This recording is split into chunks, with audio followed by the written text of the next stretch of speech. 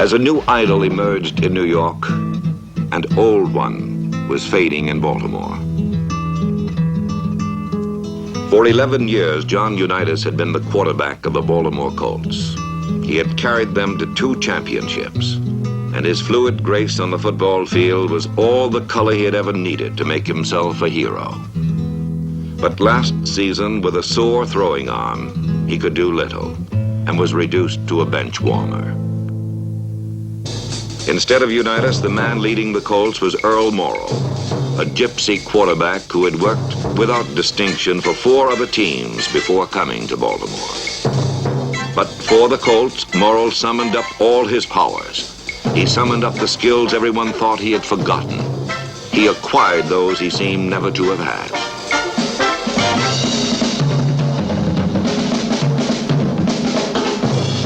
With the help of his powerful receivers, he put everything together to become the most valuable player in the National Football League. Morrall's accurate passing put points on the scoreboard. And that is all Coach Don Shula needed, because nobody scored much against the Colts. They battered every opponent into complete submission with a defense that tied the all-time league record for the fewest points allowed in a season.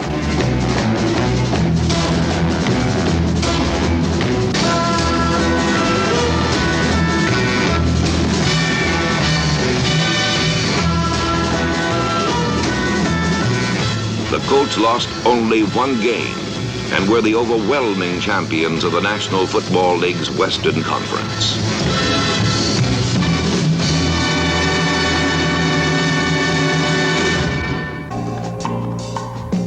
On December 29th at New York Shea Stadium, Joe Namath riddled the Oakland Raiders with 3 touchdown passes and led the Jets to a surprising victory and the championship of the American Football League.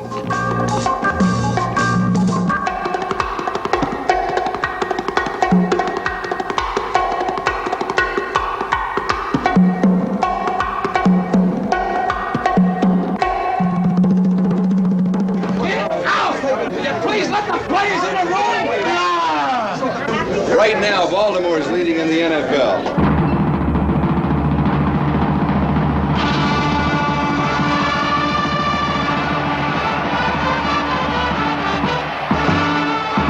Come on, killer, get him, baby! Sack it to him, Rabbit! Sack it to him! Heat on in! Break him in half! Kill him! Kill him! Fumble! Fumble! Go get it, Earl! Take him in, baby!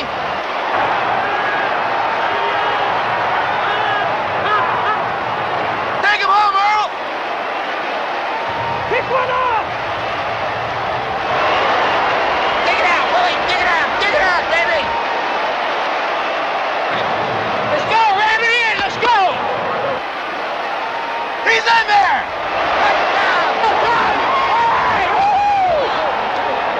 I just dove over. It was the biggest hole you ever seen.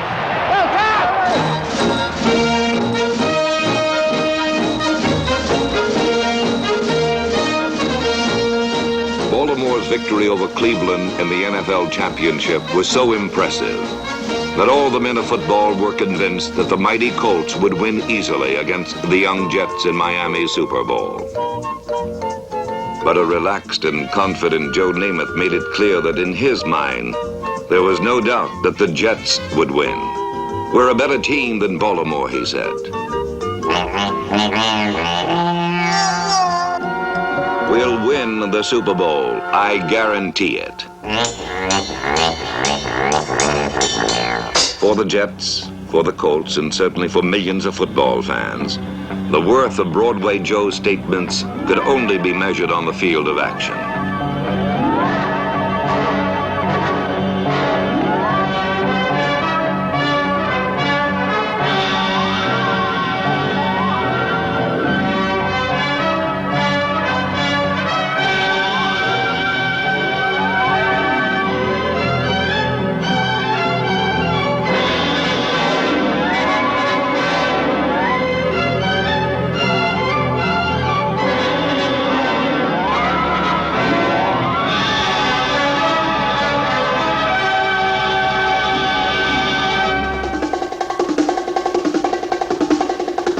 Baltimore's defense started the championship game as if they would settle the issue very quickly.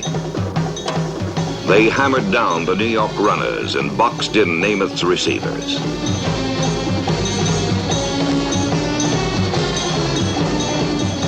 After 3 minutes of this treatment, the Jets relinquished the ball to Baltimore's offense. On his first call, Earl Morrall threw to John Mackey, who batted the Jets with a 19-yard run.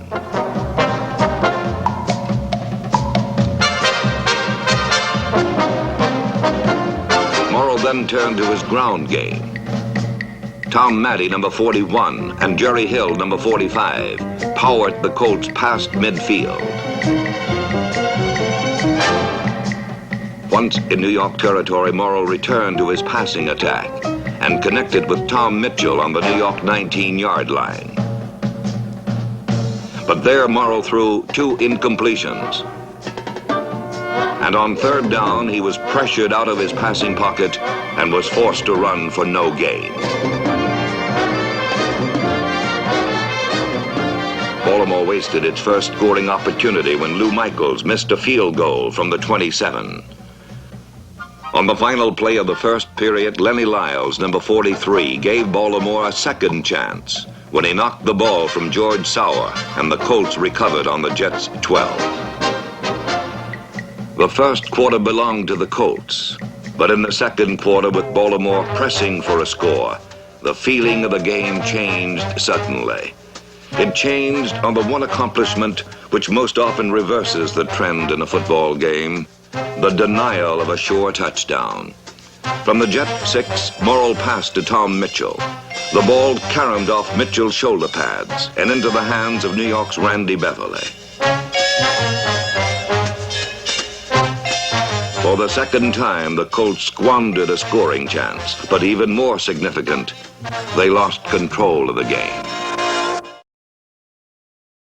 Joe Namath used Beverly's interception as the springboard for a brilliantly executed 80-yard touchdown drive.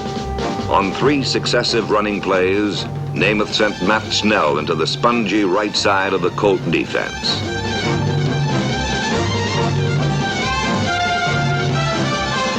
With Baltimore properly concerned with the Jet running attack, Namath went to the air. He first threw to Bill Mathis on an outlet pass for 6 yards. He then connected with split end George Sauer twice, once for 14 yards, and again for 11. Namath's 4th completion, a flare into Snell, moved the Jets to the Colts' 9. From there, Namath went back to the run, and Snell carried twice, scoring the second time from 4 yards out over the sagging right side of the Colt line. The touchdown was vital to the Jets, for it proved that they could move the ball against the powerful Colt defense. With a 7-0 lead, the job now fell to New York's defense.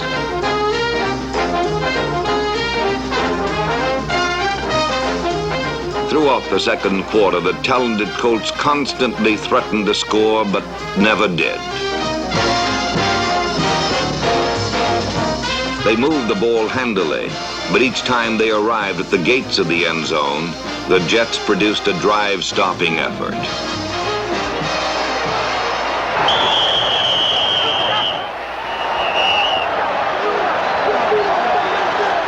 Oh, come on! You dirty Colt! You dirty guy! With Baltimore threatening on New York's 15, Johnny Sample intercepted a pass by Earl Morrall. It marked the 3rd time the Jets turned back the Colts inside the 20-yard line. With 25 seconds left in the half, the Colts again penetrated Jet territory. This time, Morrall called for a bit of razzle-dazzle that he had used successfully earlier in the season. 4 months before against the Atlanta Falcons, the play resulted in a touchdown pass from Morrall to flanker Jimmy Orr.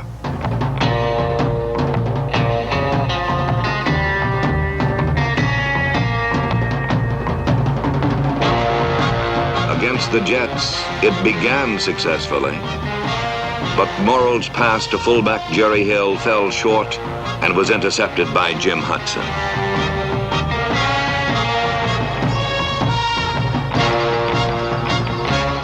The real tragedy of the play, however, was the fact that Jimmy Orr, the primary receiver, was standing all alone within easy reach of the end zone. Morrall did not see him and threw instead down the middle, where Hudson intercepted.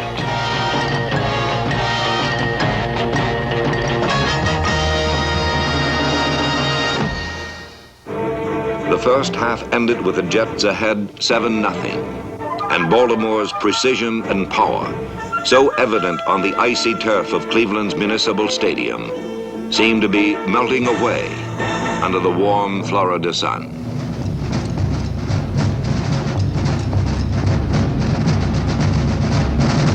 Go get in there, Baltimore! Get it, Baltimore! Let's get on the board, baby! Let's get on the board! On the first play of the second half, Tom Matte fumbled. The Jets recovered, and Jim Turner kicked a field goal to make it 10-0. From then on, the third quarter belonged to New York. Joe Namath manipulated the offense so well that the Jets had possession of the ball for all but 3 minutes of the period.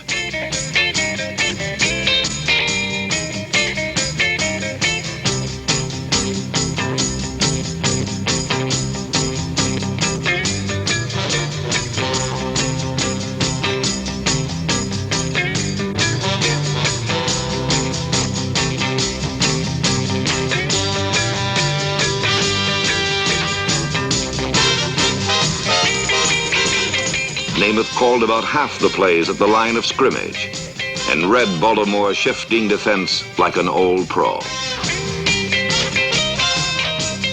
Namath's quick arm nullified Baltimore's fearsome blitz, and his accurate passes to George Sauer, number 83, consistently punctured the Colts' pass defense.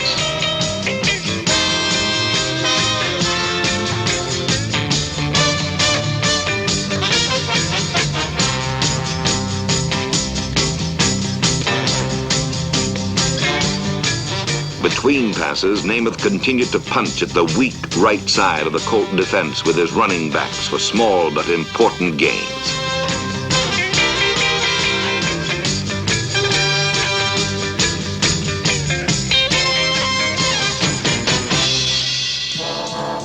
The third quarter was dying, and so were the Colts. The Jets' margin was small, but definite. Joe Namath was enjoying one of his finest days. Earl Morrall was not. Late in the period, Jim Turner kicked a field goal to give New York a 13-point lead. We get another score, though. We need another score. Can't let him get the big return. All right, Tank, ready to get us through there. I would have got you in the middle, Tank, but I wanted to go with that 37, see? It doesn't matter. Yeah, that's what I know, but I would have, you know. If it had been the game thing, I might have went that way. A game that was supposed to be a laugh-in for the Colts was now a grim battle for survival.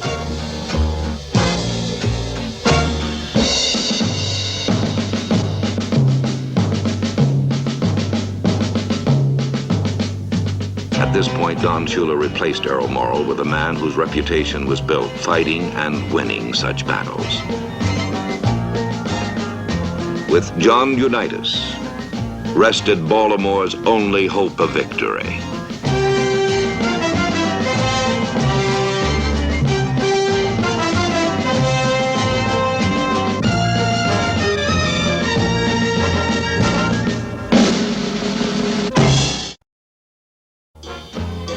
At the beginning of the fourth period, Jim Turner kicked his third field goal to increase New York's lead. The Colts were 16 points behind in the last period. Similar odds had been conquered before with John Unitas at quarterback. But now, with his famous passing arm no more than a tattered memory, he could offer only a fighting heart and a will to win.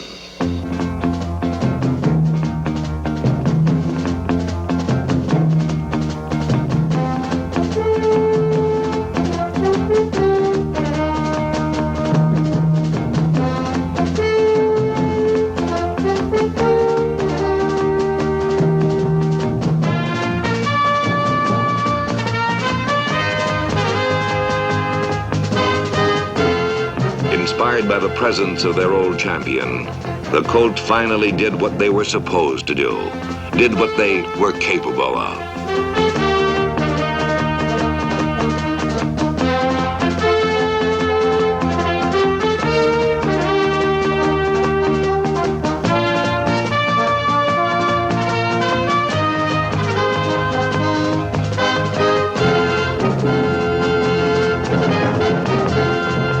But when Baltimore reached the New York 25, Unitas was betrayed by his ailing arm. His pass intended for Jimmy Orr was underthrown, and Randy Beverly made a juggling interception.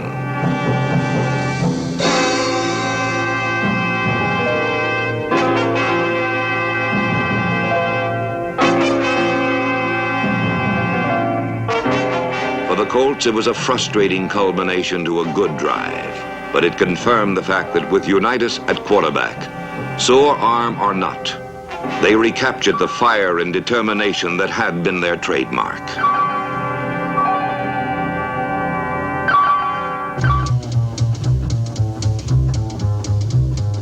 Unruffled by the appearance of the old master, Joe Namath marshaled his team on a carefully considered, time-consuming march that carried the Jets into Colt territory.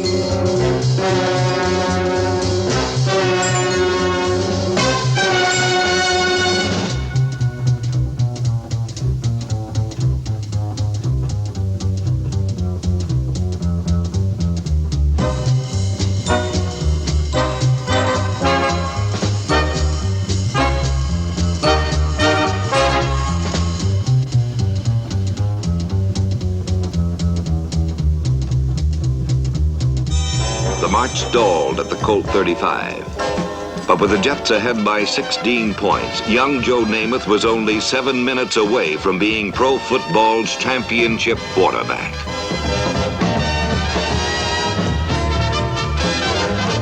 But in those final 7 minutes, Broadway Joe learned that there is still a place for a proud old man in a young man's game.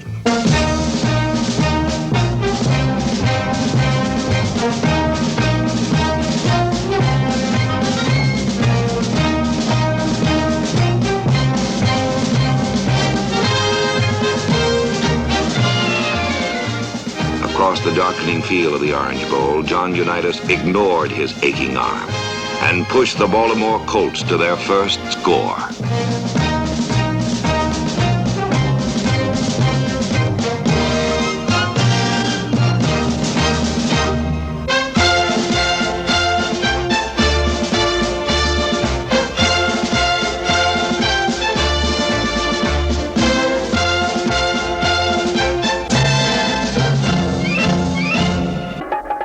Nine points behind, the Colts gambled on an onside kick and won possession on the New York 44. With only 3 minutes to play, all the hopes and dreams of an entire season rested on the shoulders of one man, one old pro. One last moment for the master.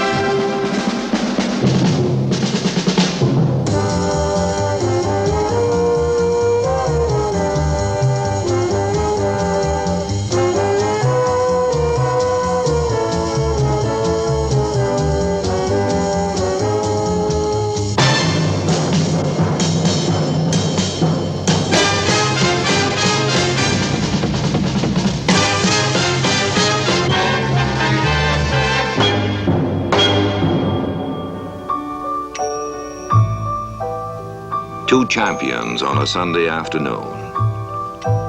A new one as a quarterback. An old one as a man.